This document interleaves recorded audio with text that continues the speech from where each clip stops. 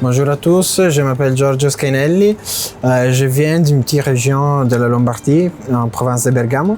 Il y a 5 ans que je suis à Bruxelles et je suis associé de l'association cuisinier italien en Belgique, de la Fédération italienne cuisinier. Et aujourd'hui, je vais vous présenter des raviolis typiques de ma région. Il s'appelle Casonsei della Bergamasca. On aura 3 éléments, c'est la pâte, la farce et la garniture. La pâte, c'est celui-là qui a besoin d'un peu plus de temps puisque on doit faire reposer la pâte une fois qu'elle est prête. On commence avec la farine. On a notre farine 00, c'est environ 800 grammes et on va ajouter de la semoule. Donc on fait un mélange et la semoule ça va compenser, donc c'est 200 grammes, on arrive comme ça à 1 kg de produits secs. On commence à le mélanger un peu, donc en fait là on a mis la farine, la semoule, le pourcentage c'est environ un cinquième de semoule par rapport à la farine. Et puis on fait une sorte de fond de teint, donc un petit montagne avec un trou à l'intérieur où on va mettre notre œuf et un pot d'eau. Donc moi je le fais avec 3 œufs sur 1 kg de farine et après vous pouvez faire quand vous préférez. Donc pour compenser les œufs, moi je vais ajouter de l'eau. Mais vous pouvez mettre aussi encore des autres œufs. Évidemment, ça va être un peu plus lourd, la pâte.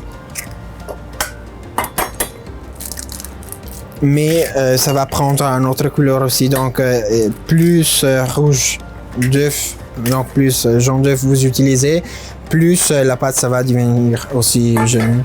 Et on commence tout doucement à les faire englober, à mettre en fait toute la farine à l'intérieur. On va déjà ajouter un peu d'eau. Voilà.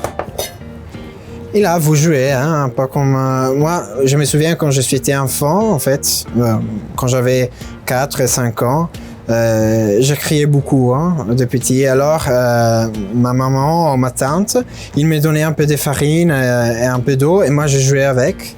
Et, en fait, je m'attendais tout de suite, donc j'ai terminé de crier et je suis été très contente. Donc on va bien travailler la pâte. Si vous avez un batteur, vous le pouvez faire aussi à la machine, mais à la main vous sentez vraiment la consistance de la pâte. Donc parfait, voilà.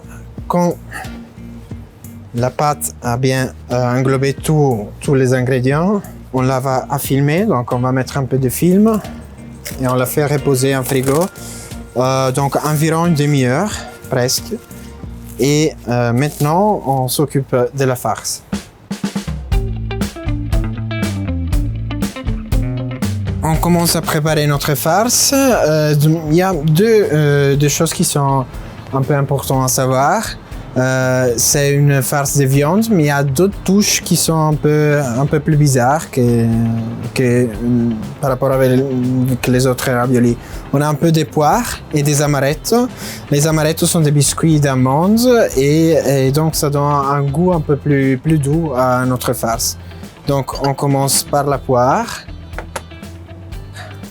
On la va éplucher et on doit faire des petits cubes. Après on va passer avec un peu de beurre dans la poêle pour les caraméliser. Donc voilà. Donc si vous avez la possibilité d'avoir une pomme William, c'est la meilleure pour ce type de préparation.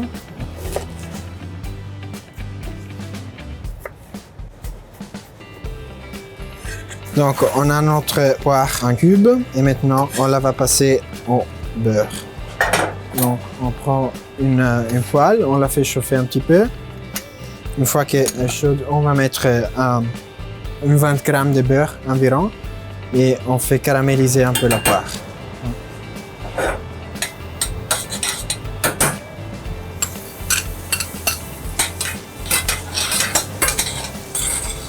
Vu qu'à couper un petit cube, ça va pas prendre trop longtemps, donc dans 2 minutes après. Et maintenant, dans le temps que ça va à caraméliser la poire, on va commencer à rôtir un peu la viande. On a 2 types de viande pour ça. Il y a un peu de bœuf, puis un autre ingrédient principal qui est aussi intéressant, c'est la pâte du salami. C'est de la viande de porc, notamment avec un pourcentage de gras qui est autour de 30%.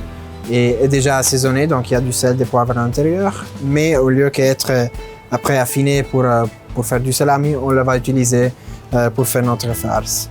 Donc on va prendre ces deux viandes, toujours avec une casserole cette fois-ci. Un peu de beurre. On va ajouter notre viande de bœuf et notre pâte de salami.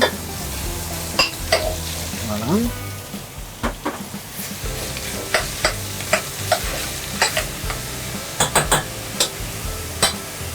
Voilà. Notre poire est prêt.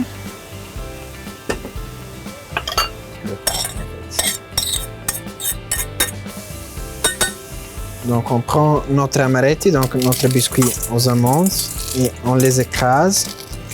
Donc les amaretto, ils ont ce goût d'amande assez sucré et ça donne ce touche un peu doux. Et puis il y a aussi les épices qui jouent beaucoup avec. Donc il y a poire et amaretto qui sont sucrés. Les épices, donc on a de la noix muscade et de la cannelle. Donc aux amaretto, on va ajouter notre chapelure. Au lieu que la chapelure, on peut aussi utiliser des grissini râpés. Notre viande est presque prête aussi.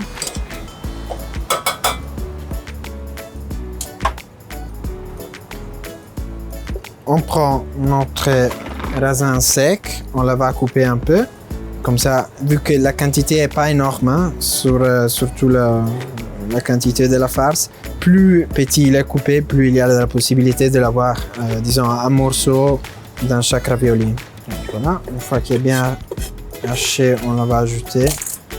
Donc la recette originale prévoit aussi un peu d'ail. Après, c'est vrai que c'est quand même un goût assez fort, donc à vous voir si le mettre ou non. Déjà les salamis, normalement, a un peu d'ail à l'intérieur, donc on ne va pas mettre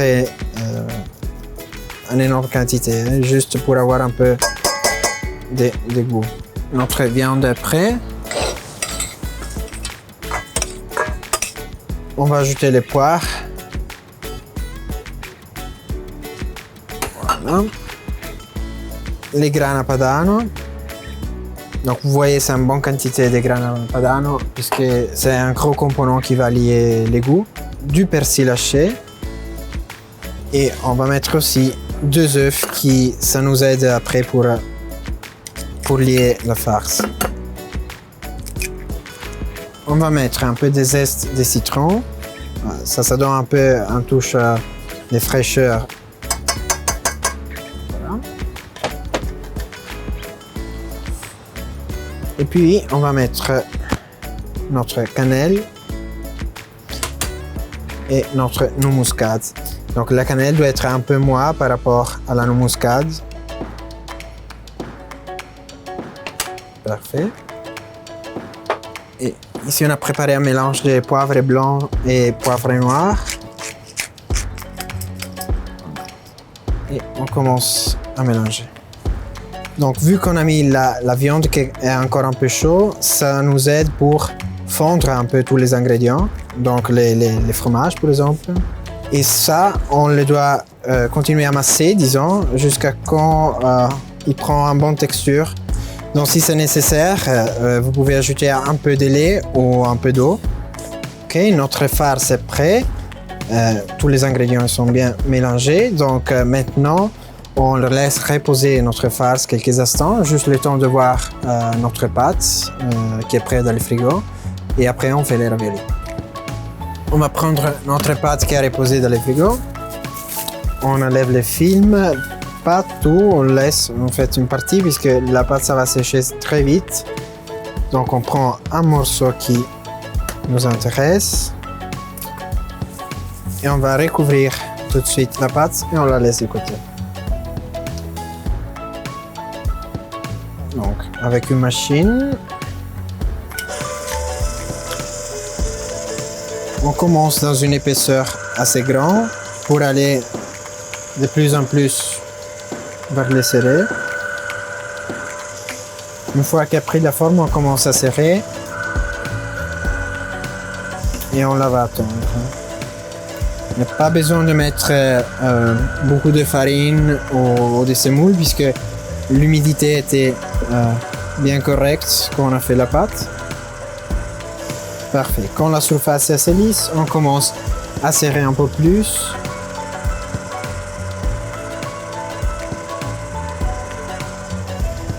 On va mettre un peu de semoule qui ça sert juste pour pouvoir bien serrer les raviolis. Avec une porte-pièce d'environ 7-8 cm, on va couper notre pâte. Donc en fait à Brescia, la façon de ravioli à la bresciana, ils sont aussi beaucoup plus fins par rapport à celui-là de Bergamo.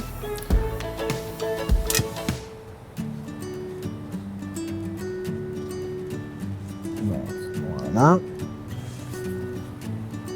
Maintenant, avec un peu d'eau et un pinceau, on va donner juste un peu d'humidité pour bien serrer les raviolis. Ici, on a notre farce qu'on a gardé à côté avant. On fait des petites boulettes qu'on va placer au milieu du disque. Donc, la quantité de farce doit être assez pour remplir bien les raviolis, mais pas moins pour que ça ressemble vide. Donc, on prend une extrémité, l'extrémité qui est sec, disons, vers l'extrémité qui est on a mouillé. Et on va bien serrer et souder, entre guillemets, les côtés. Une fois qu'on a fait ces demi-lunes, on va prendre avec les médiums et les pouces les deux côtés, les deux extrémités. On les va plier sur soi-même.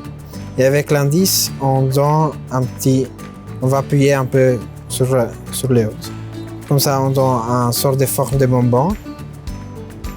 Et on va répéter cette opération pour tout le reste. Donc chez nous, en fait, tous les grands-mères, ils se vont retrouver un jour par semaine, plusieurs fois pendant l'année. Ils se trouvent à 5, 6 et ils font vraiment une production de raviolis pour toute la famille. Et après, ils les vont distribuer pour toute la famille. Voilà. Donc, notre casoncelli sont prêts.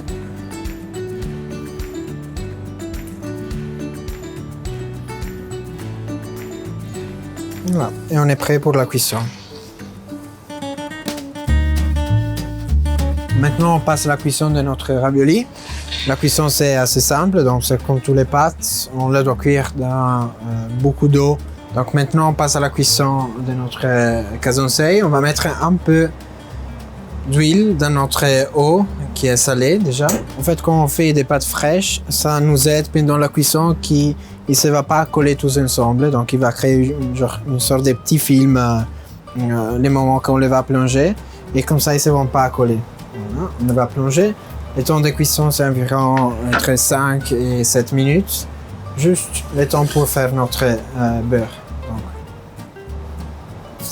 on doit être assez généreux avec le beurre.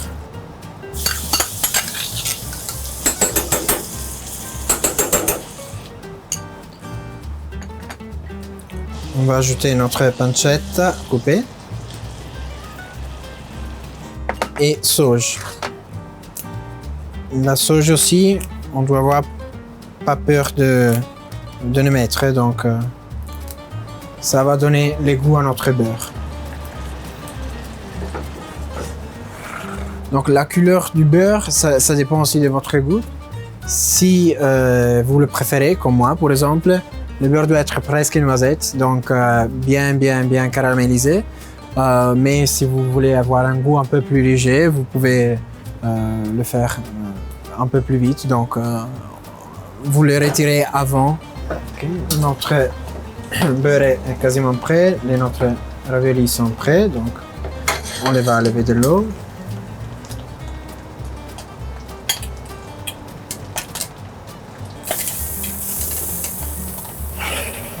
Donc on va mettre sur le fond un peu de grana padano.